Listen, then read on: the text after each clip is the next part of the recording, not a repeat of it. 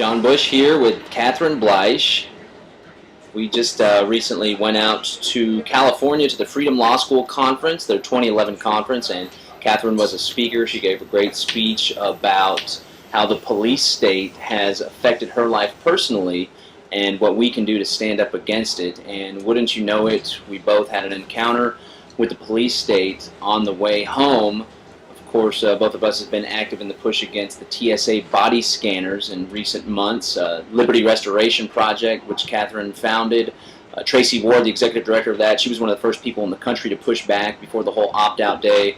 Texans for Accountable Government down in Austin. We're currently working to prevent the Austin City Council from bringing or allowing these body scanners to show up at ABIA, Austin Bergstrom International Airport. So we're very familiar with the tyranny that comes along with this security theater, and we had a run-in with it ourselves. We were there in line at Ontario, California Airport. Catherine was right behind me. We both chose to go in the line that looked like it was going to be leading to the metal detector.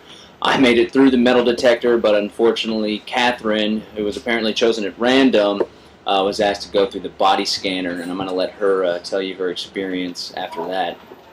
Well, I was actually about 1.5 feet from going through the metal detector, and a woman grabbed my arm and said, "I need you to step over here. You've been selected to go through the body scanner." And I said, "No, thanks." And should we tell them why? Sure. You say it.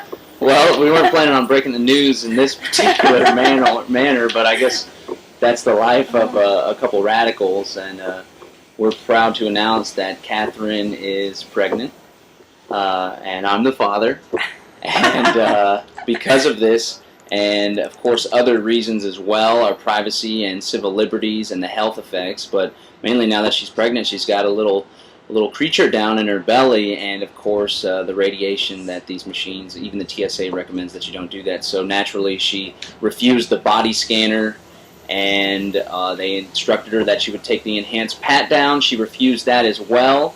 And then what happened?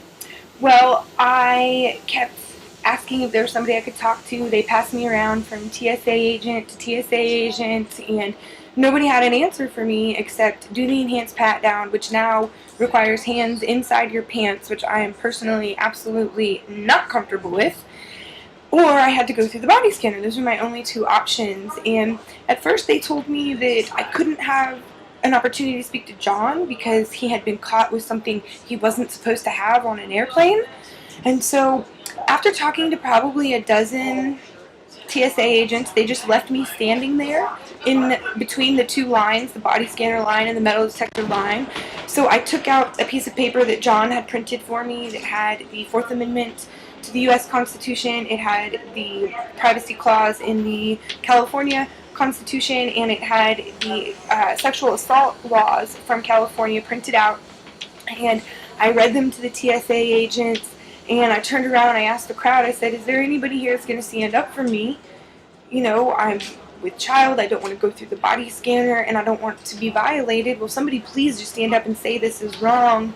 And one young man said it wouldn't matter. And it broke my heart, and I started crying because I didn't know what to do.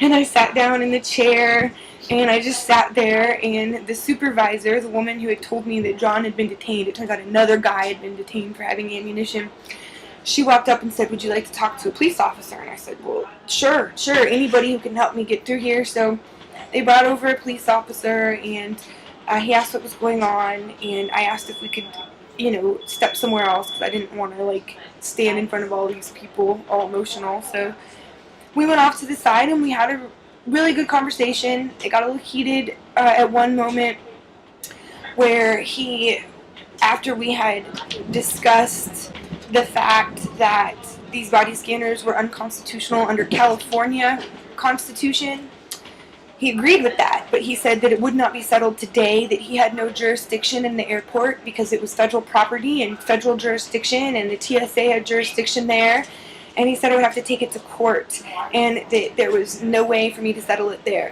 So he instructed me to leave and told me I was disobeying a lawful order, And I said, the last officer who said that to me had to write an apology letter after I went to jail. So I know you don't want them to do that for you. And he said, ma'am, I'm instructing you to leave. And I said, sir, I am instructing you to uphold your oath to the Constitution. And we stood there for, it seemed like 30 seconds. It was probably like 5 or something. And he said, okay, okay. And then he started getting upset that I didn't have shoes on, which of course my camera that was set on record had gone through the metal detector stuff x-ray machine, and my shoes had gone through with my laptop, and they weren't letting John come to me. And he said, where are her shoes? Where are her shoes? And he started getting really mad. And so finally they let John come to me. And at that point, John started negotiating with them, and I thought we were getting somewhere.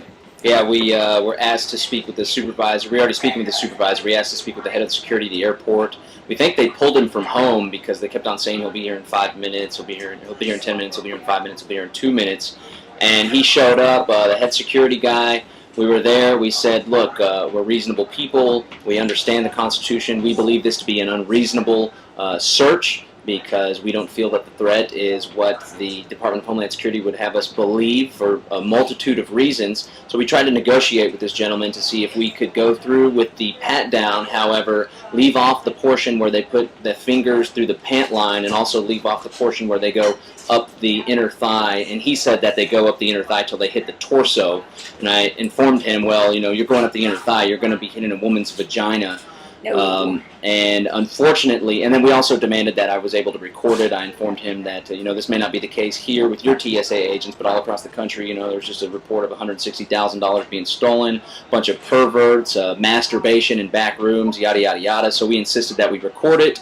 Those were our 3 demands, and unfortunately, none of them were met. So we were left with either one of 2 options for a pregnant mother. A, you don't fly, or B, you fly and you are subsequently violated by the TSA.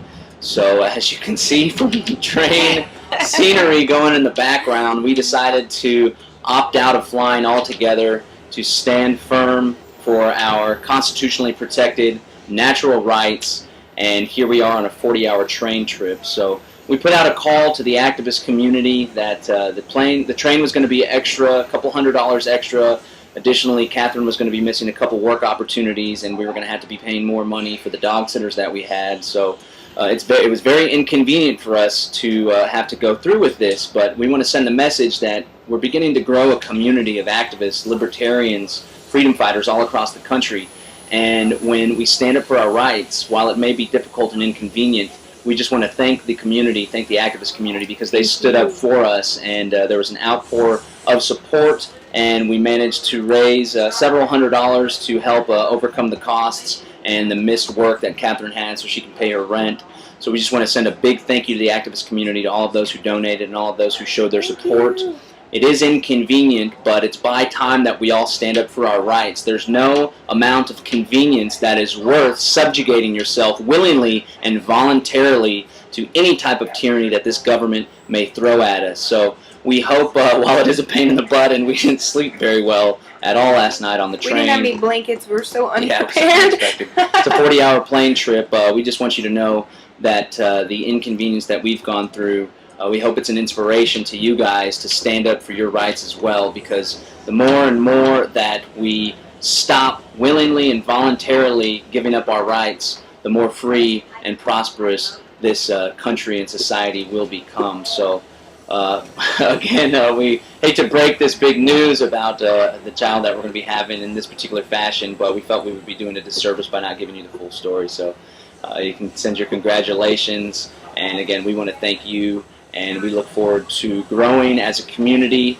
And again, we want to encourage you, again, no matter the convenience, there's no convenience that is worth subjugating your rights to a tyrannical government. So again, and there's no job worth keeping if you're going to be the one inflicting, because that was the reason the head of security for the Ontario airport, the police officers, and every single TSA agent that we spoke with, it was a total of 4 police officers and well over a dozen TSA agents. They just wanted to keep their job, and they said that, even though they knew it was wrong. Yeah, it's like the Nuremberg trial. So we just, again, hope this is an inspiration to you. We want to send a big thanks to all that supported us, and we're calling on you to stand up for your rights, no matter how inconvenient it may be.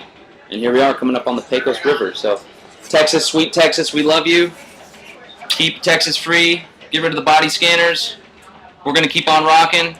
And we're already starting to build the next generation that'll make this country a better place to live. So, we'll leave you with the side of the Pecos River. How far is it? This is the biggest bridge that a train crosses in the United States, they said. Here it comes. Texas, sweet Texas. So glad we have And here we are on the Pecos River, the highest railroad bridge in the U.S. 353 feet down to the water. This Pecos River will merge with the Rio Grande about a mile south of us. And both the rivers will dump into Lake Amistad. We'll be crossing over in about 30 minutes from now. Lake Amistad 30 minutes from now. Del Rio, our next station stop. There you go, folks. 45 minutes to Del Rio. We've pledged to no longer voluntarily or willingly give up our rights, and we hope that you'll do the same. And we feel strongly that if all of us do that, then we will create a more free and prosperous society that everybody can enjoy. So this is Catherine Bleish, John Bush, bidding you farewell. love.